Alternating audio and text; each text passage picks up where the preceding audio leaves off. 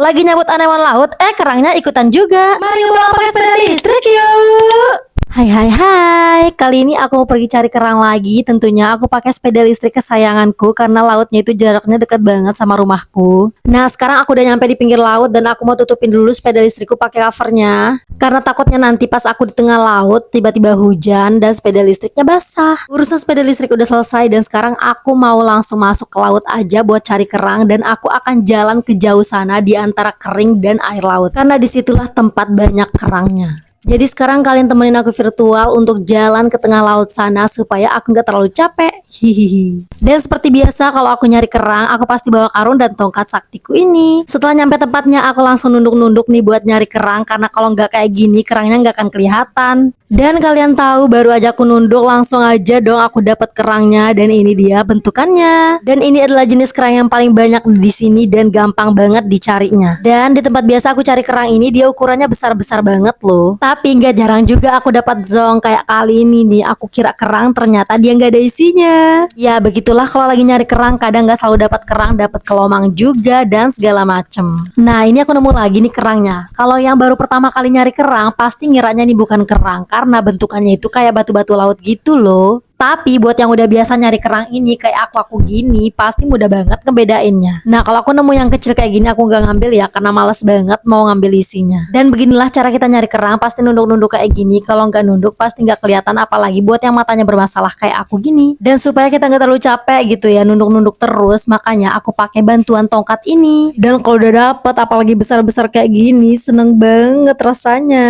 Nah karena kerang ini menyatu sama rumput laut jadi harus dibersihin dulu baru kita masukin ke dalam karung kayak gini. Gini nih cara bedain rumput laut sama kerangnya. Kalau ada yang kayak batu-batu di atas rumput laut kayak gini, berarti bener sudah itu kerangnya. Apalagi kalau ada kayak duri-durinya kayak gini. Dan lebih gampang lagi kalau nyarinya pakai kayu atau tongkat kayak gini, tinggal dibalikin aja deh. Tapi terkadang zong juga kayak sekarang. Tuh kan, aku kira kerang ternyata batu. Kalau di laut tuh banyak banget jenis kerangnya dan aku dapat kerang kecil kayak gini. Kalau di sini namanya tuh kekede. Kerang ini tuh kayak ada rasa manis-manisnya gitu, apalagi kalau baru dari laut langsung dimasak, kentara banget rasa manisnya. Nah, kalau kerang ini banyak banget di sini, bahkan sampai keinjek-injek nggak diambil sama orang. Kalau aku kadang ngambil, kadang enggak. Kalau lagi pengen makan ya aku ambil, kalau enggak ya udah aku taruh lagi di laut. Kalau kerang ini kayak ada rasa pahit-pahitnya gitu, tapi kalau dibersihin dengan cara yang benar, pahitnya akan hilang. Kalau di daerah kalian kerang ini diambil atau enggak dan namanya apa? Bisa komen di bawah ya. Kalau udah mulai masuk ke tempat yang agak berair, kerangnya itu banyak banget. Nih aku dapat kerang kayak gini juga dan ini kerangnya tinggal ambil aja kayak gini saking banyaknya.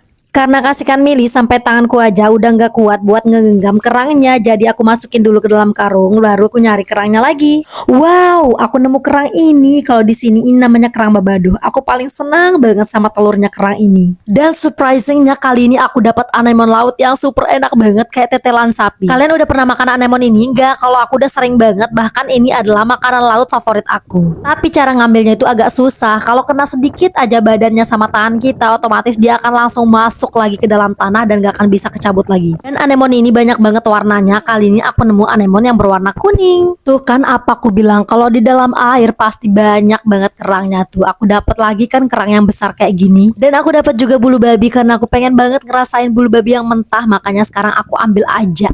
Dan aku juga nemu kulit kerang yang unik banget tuh. Lihat tuh modelnya, dia ketempelan gitu. Wih, kali ini aku dapat anemon laut lagi dong. Alamat, hari ini makan enak. Kalau tadi aku dapat anemon yang warna kuning kehijauan, sekarang aku dapat yang badannya berwarna orange. Dan untuk kesekian kalinya aku dapat lagi kerang babadoh ini. Dan kali ini ukurannya lumayan besar daripada sebelumnya. Dan aku udah nggak tahu ini aku dapat babadoh yang keberapa, tapi yang pasti udah banyak banget aku dapat. Aku juga nemu kerang mutiara ini. Kenapa aku sebut kerang mutiara? Karena orang-orang di sini tuh budidaya mutiara pakai kerang ini. Karena rasanya juga enak, jadi aku ambil aja. Ya, karungku udah penuh aja dan aku kayaknya udah gak kuat lagi buat nyarinya karena gak kuat buat bawa pulangnya. Karena kerang-kerangnya ini berat banget loh, apalagi aku jalan kakinya jauh loh ke darat. Jadi sekarang aku mau pulang aja. Sampai jumpa di vlog nyari kerang berikutnya. Bye-bye.